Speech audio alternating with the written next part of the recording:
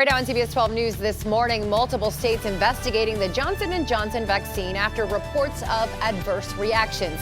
Coming up, the group of people doctors say are more likely to see some of the severe side effects. Plus, back to class. Palm Beach County Public Schools plans to stop distance learning, what this means for students who want to stay remote.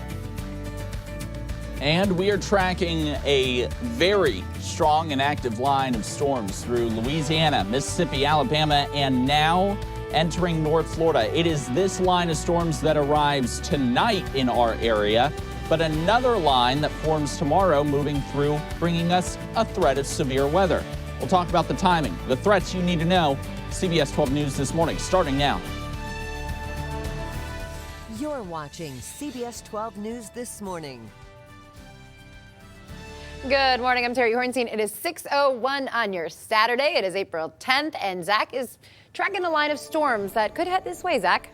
Yeah, I believe this line is going to arrive here later tonight. It may even create what we like to call a prefrontal trough. Essentially, it's an area of low pressure that develops a couple of scattered showers, maybe a thunderstorm or two. Later on this afternoon, here's the thing. The confidence in rain today, very low. Only about a 20% chance. Not everybody's going to see it. Tomorrow, though, that's a different story. And we'll talk about that, the timing, the threats you need to know about with those storms coming up later on in the show. First, let's start off today because Boca Raton, beautiful conditions out there. I know the sun's not up. Give it an hour. Sunrise exactly an hour from now at 7:02 a.m. Mostly clear skies in West Palm at 73 degrees. Dew point sitting at 63, so very dry. That is going to steadily change, though. Dew points are going to steadily tick up. Our winds are also going to steadily tick up today as well as we get a tightening pressure gradient across the area.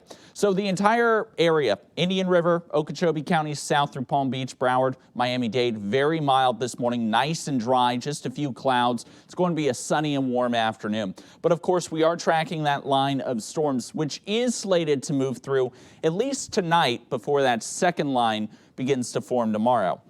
So we will be sunny today, very warm. Could even be talking the upper 80s back out through the lake. We'll talk about shower opportunities today, the storm opportunities tomorrow, coming up in my full forecast. Thank you, Zach. New numbers in the fight against COVID-19. Nationwide deaths continue to decline. They're down 20%, so that's some great news. But cases and hospitalizations continue to rise. The White House Coronavirus Task Force held a briefing yesterday, explaining they will be focusing on vaccinating the hardest hit areas.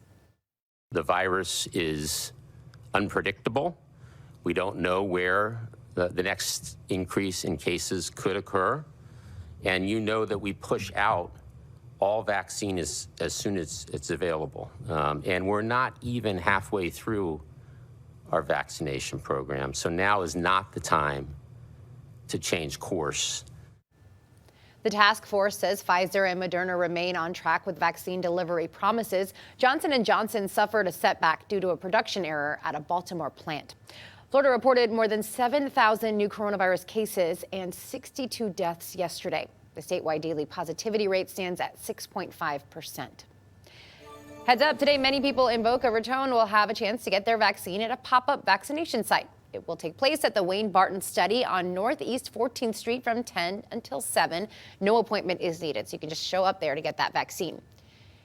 Also, heads up, changes to Publix's vaccination appointments are coming next week. You will no longer be able to register for appointments on Mondays. Registration will be on Wednesdays for the Johnson & Johnson vaccine and on Fridays for the Moderna vaccine. Soon enough, younger children might be eligible to get vaccinated. Pfizer is asking the FDA to expand the use of its COVID-19 vaccine to children ages 12 to 15. Under the current emergency use authorization, the Pfizer vaccine is available for use in people ages 16 and up. Pfizer says the vaccine is showing 100% efficacy based on a phase 3 clinical trial. That's some great news, too. Some vaccine side effects are now under investigation. Health officials are looking into the Johnson & Johnson vaccine after multiple bad reactions were reported, including fainting at vaccine sites. Multiple clinics for the single-dose shot have paused operations. None in Florida as of right now, though. CBS 12 News reporter Danielle Waugh explains what reactions we're seeing and if people signed up for this version of the shot should be concerned. I'm excited to just get it and be done. Friends Aubrey and Jenny are excited but nervous to get their Johnson & Johnson vaccines next week. They've read about reactions to the shot and clinics closed to investigate them. But still, they say it won't stop them from getting vaccinated. Aubrey is anxious to see a return to normal. Jenny wants to go on a postponed honeymoon with her husband. To kind of be one and done is a big deal for me. And I've heard so many people have had such really bad reactions to the shots that I'd rather only have one bad reaction than two.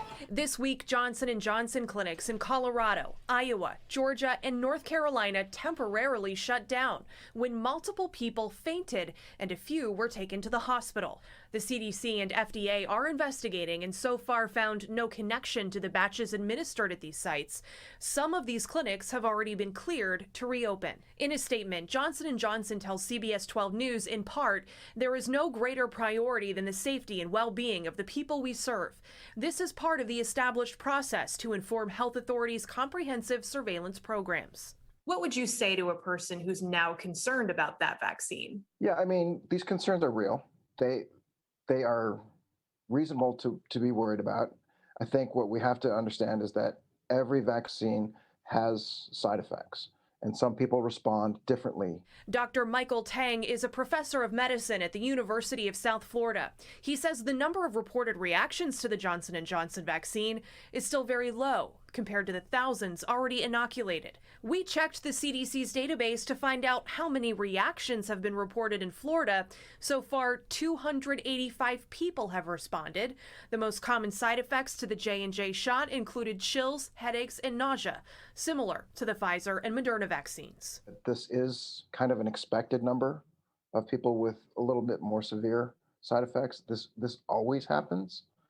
We just don't hear about it as often because we're not in the middle of a mass vaccination campaign. That was Danielle Wall reporting. Dr. Tang also points out we are starting to vaccinate younger people now, and it appears younger people experience more severe side effects from the vaccine because they tend to have stronger immune systems, which means they have a stronger response to the shot. He says that could be one reason why these clinics saw an uptick in those reactions. YouTube has removed a video of Governor Ron DeSantis in a roundtable where he suggested there is no reason for children to wear masks. A YouTube spokesperson says the video contradicts the consensus of local and global health authorities. The March 18th discussion featured a panel of physicians, all of whom have been critical of lockdowns and certain other measures amidst the pandemic. Right now, a petition is circulating to get rid of a mask mandate in Palm Beach County schools. The school district requires students to wear masks all day except while they're eating or drinking. The creator of this petition is calling for masks to become optional instead of required because they claim wearing them affects how kids breathe in class and outside. So far, the petition has more than 2,300 signatures. We did reach out to the school board for a response. Keeping an eye on education, Palm Beach County schools will return to full in-person learning next school year. Superintendent Donald Fenoy released a statement last night. Those who don't want their children to return to campus can enroll them in the district's virtual school, but would have to unenroll them from their previous brick-and-mortar school.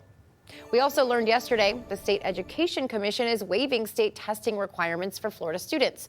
The news is reassuring for parents who are worried about Florida's state exams and how those exams might affect their children after a year riddled with obstacles and so-called new norms. CBS 12's Lena Salzbank breaks down the 7-page executive order. State testing requirements are waived for spring 2021. High school seniors and third graders will now be promoted even if they bomb exams or skip them altogether. And 10th graders will be able to advance regardless of their language arts exams. I think this is amazing for the kids who've been working all year. I know as a senior mom myself, these kids had to go through a lot. And I don't think that one exam should define how the rest of their lives should go. The order would also mean students taking certain courses will not need to worry about exams that make up 30% of their course grade. Rather, the school district will make grade decisions based on classwork and previous tests. Yeah, I think that's a good idea. I mean, they shouldn't be penalized because they were out of school and didn't have the proper resources to do as well. Today's decision is an about-face from State Education Commissioner who recently stressed the importance of having students come into schools and sit for standard assessments to help better understand where the district should focus its efforts next fall. But many parents who continue to keep their kids in remote learning were angered, saying that 2021's exams would be anything but standard after a year with COVID restrictions. Because of the pandemic, more than 30% of Florida's public school students are studying from home. I was quite concerned because my daughter is 10 years old. She was out of school for several months, and she fell behind quite a bit. So I think it's a good idea. On the other hand, some parents who witnessed their children's grades dropping say testing should be required so families know if their kids need to repeat a year. I think that's a good idea too. So what? To hold them back for a year. Yeah? Yeah. Because I think they lose out on a lot. That was Lena Salzbank reporting. The order also provides an extension of the Bright Future scholarship deadlines, giving more time to seniors who need to earn qualifying scores on the ACT or SAT. They will now have until December 1st instead of June 30th to secure those scores to earn the college scholarships. We checked in with Palm Beach County School District and districts along the Treasure Coast. They all began testing this month, and some schools will continue testing through May. Time right now, 6:11. Prince Philip has died at the age of 99. Coming up, a look at the life and legacy of Queen Elizabeth's husband. Welcome back. With the death of her husband, the Queen starts 8 days of mourning. The patriarch of the royal family died just 2 months shy of his 100th birthday. CBS's Mark Phillips has more on Prince Philip's life and legacy. He may have spent his life a respectful 2 steps behind the Queen at official functions, but it was Prince Philip who guided the royal family, the firm as he originally called it, through the changes required in a modern world. It was Philip who convinced the Queen to allow in the TV cameras in the 1960s to make the family seem more open in a less deferential age. The salad is ready. Good. It was Philip who convinced Diana's reluctant sons, William and Harry, to walk behind the coffin at her funeral, saying he would walk with them. Philip was first seen as an outsider, a member of the deposed and exiled Greek royal family. But he was educated in Britain and as a Navy cadet was chosen to escort the then Princess Elizabeth on a tour. Many thought that wasn't an accident. The Queen's cousin, Margaret Rhodes, in a conversation before she passed away, spoke of the impression Philip made. And of course, Prince Philip was the most utterly good-looking Viking god.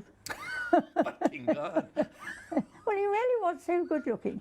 The hugely successful royal partnership went on for 73 years, but not without its controversial moments, mostly brought on by Philip's occasional non-PC comments, telling British students in China they might get slitty eyes if they stay too long, asking Scottish driving instructors how they kept their students off the sauce.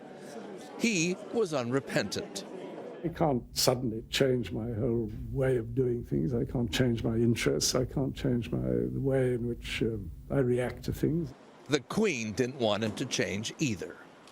He has quite simply been my strength and stay all these years. And I and his whole family, and this and many other countries, owe him a debt greater than he would ever claim, or we shall ever know. Mark Phillips, CBS News, London. Fake vaccine passports are now showing up on the dark web as some countries like Iceland and Israel require proof of vaccinations for people to return to a normal life. Reuters reports some vaccination papers are selling for around $1,200. The International Criminal Police Organization, known as Interpol, says they've encountered fake certificates for proof of both vaccination and COVID-19 tests as well. Interpol's Secretary General says these services are sometimes offered to people who want to cross borders to see their relatives. We have even been seen in some parts of the world that the criminals are getting physically close to the borders and they offer these kind of services. COVID-19 vaccines are also showing up on the dark web as well. Last month, police arrested 80 people in South Africa and China in connection with a fake vaccine distribution ring. It's pretty scary there. Now to an eye on your money. Dozens of homeless people never got their stimulus checks and are now getting a hand from nonprofit groups and the county to get their checks from the federal government. They didn't receive their money because they don't have permanent address where the checks can be mailed to. Many homeless people stopped by the St. Anne Place Homeless Outreach Center in West Palm Beach yesterday, where the United Way, Legal Aid Society, and Palm Beach County Community Services helped them file a tax return so they can receive their checks and help them get off the streets. 4 more events like this will be held this month, including one happening today. For more information on these, head to our website, cbs12.com. Lake Okeechobee discharges to the St. Lucie River are finally ending tomorrow. The Army Corps of Engineers says it will be reduced to the Caloosahatchee River instead. That's on the other side of the state, flows to the other side into the Gulf. According to the TC-POM, the Corps Florida commander said the reason was lack of rainfall and a quickly receding lake, not the traces of toxic algae seen last week at the Port Mayaca and St. Lucie River floodgates. Send it back over to Zach for a check of that weekend forecast. All right. Well, Terry, we're in for a beautiful afternoon today. Maybe a couple of showers. Some high-res models show it. Other global models, which aren't as high-res, do not show it. So it's kind of iffy. About a 20% chance of an afternoon shower or storm. Likely to see a little rainfall overnight tonight, and then the big event will come tomorrow. And we'll talk about the bigger event coming up in roughly 30 minutes. We'll really dive in depth there. Boynton Beach, good morning to you. A little bit of cloud cover, just very meager amounts of moisture in the low to mid levels. But if you're waking up this morning, you may be smelling a little light smoke. I certainly smelt it this morning. I was walking my dog Oliver. I smelt it when I came into the station here in essentially northern Palm Beach County. So again, depends on where you are, but you may be walking outside smelling just a little bit of light smoke. But we do have numerous wildfires out there, and they're all under control. That's the good news. But again, this just really kind of hammers home that we desperately need the rain. We are in a moderate drought across Palm Beach County. All of our area is abnormally dry at the minimum. So this rain that we will get tonight and certainly tomorrow is going to be well needed. Now, temperatures this morning, very nice. 58 in Vero Beach, but it's 71 in Jupiter, 73 in Boca and West Palm, 68 back out through the lake in Okeechobee, 63 over there in Indiantown. And like I said, we're nice and dry. Maybe a few clouds in a few spots, but the bigger event that's happening, at least today, is across Louisiana, Mississippi, Alabama, North Florida. In fact, that line of showers and storms, well, we've got severe thunderstorm warnings, mainly for parts of Baldwin and Escambia counties. That continues into Okaloosa County as well through 5:45 a.m. Central Daylight Time, so another 25 minutes here. And this line has produced very strong damaging winds and also very large hail. I showed some photos. I'll show them again coming up next half hour of baseball-sized hail falling out of these storms. Now, this line does work its way towards South Florida, but you see how it just kind of falls apart, right? So this line is not likely to bring strong storms to us by the time it goes through after sunset tonight. Instead, we're going to be left with very sunny skies, already 87 to 88 degrees by the lunchtime hour back out through the lake, lower to mid 80s at the coastline. We may top out around 90 to 92 back out through the lake. We'll much of the beach areas kind of top out in the mid 80s. That's the potential prefrontal system. A couple of storms, not strong, not severe, just a couple of rain showers, maybe a rumble of thunder or two, but that's about it. And then we'll dry out through the overnight period before the next line of showers and thunderstorms moves through. That is tomorrow, and that line could be strong. Terry, we time that out and talk about the threats everybody needs to be aware of tomorrow, coming up in 30 minutes. And with those threats coming, it's a perfect time to download the CBS 12 News weather app. Just click on WPEC in your app store. It's free. We'll be right back with your morning sports. The South Florida Honda Sports Report.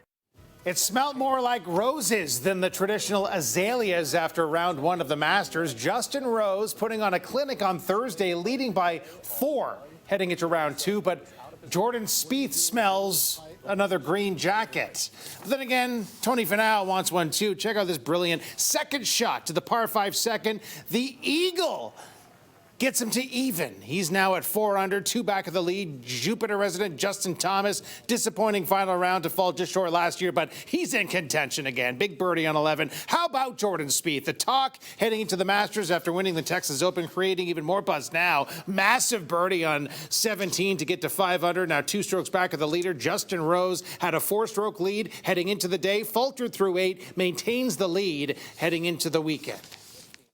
I kind of told myself going up the 8th hole, hey, you know, you're leading the Masters. You know, your frame of reference is a little bit different to yesterday. You know, 4 ahead is something, but you're still leading. So, like, just enjoy it and keep going. At 7 under, but the very first swing of the day. Oh, here's the top of the leaderboard. Thomas, ready to make good for last year. And how about Jordan Spieth? Juicy stuff. You can watch the Masters all weekend long right here. Saturday coverage starts at 3 p.m. Final round Sunday, 2 p.m. right here on CBS 12. Time right now, 6:26, and a sex scandal involving a congressman from Florida is unfolding. There's new trouble for Matt Gaetz as a second investigation is now underway. Coming up, the shocking allegations and the new team of lawyers hired to defend him. Yesterday was the 10th day in the Derek Chauvin murder trial. What medical experts said on the stand about George Floyd's cause of death. Legends Radio, proud partners of the CBS 12 News Network.